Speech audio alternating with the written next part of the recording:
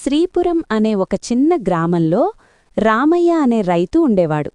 అతని భార్య పేరు పార్వతి. ఈ దంపతులకి 2 కూతుళ్ళు. వీళ్లది మధ్యతరగతి కుటుంబం. పెద్ద కూతురి పేరు సోని, చిన్న కూతురు రాణి. సోని చాలా అందంగా ఉంటుంది, అలాగే అమాయకురాలు. మంచి మనసు ఉన్న అమ్మాయి.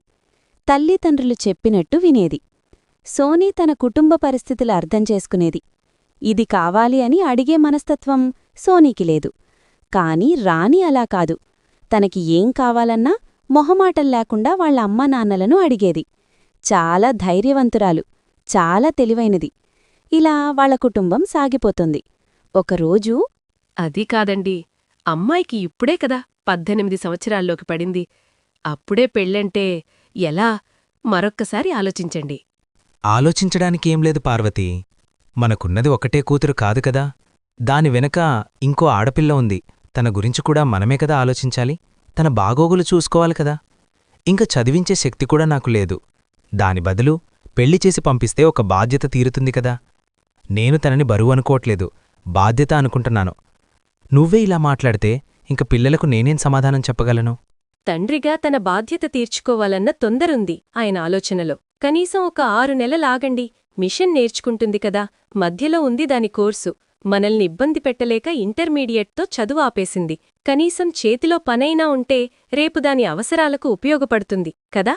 పార్వతి భర్తకి నచ్చచెప్పడానికి ప్రయత్నించింది. అదికాదు పార్వతీ, ఇప్పుడొచ్చిన సంబంధం మంచిది. అబ్బాయికి చక్కగా ఉద్యోగం ఉంది. కట్నం అది కూడా మనకు తగ్గట్టుగా అనుకూలంగా ఉంది.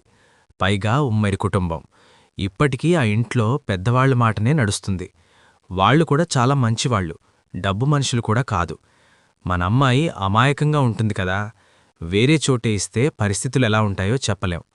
అదే ఈ సంబంధమైతే అత్తగారు తోడికోడలు తోడుగా ఉంటారు కాబట్టి కాస్త దానిక్కూడా అన్ని విషయాల్లోనూ ధైర్యంగా ఉంటుంది. నేను ఆ కుటుంబం గురించి అన్ని విషయాలు ఎంక్వైరీ చేశాను. చాలా మంచి కుటుంబం. తమ్ముడు చనిపోతే ఆ కుటుంబాన్ని అలా వదిలేయలేక తమ్ముడు కూతుర్ని ఆ ఇంటి కోడలుగా చేసుకున్నారు. అలాంటి వాళ్లు మన కూతుర్ని ఎలా చూసుకుంటారో నువ్వే చెప్పు.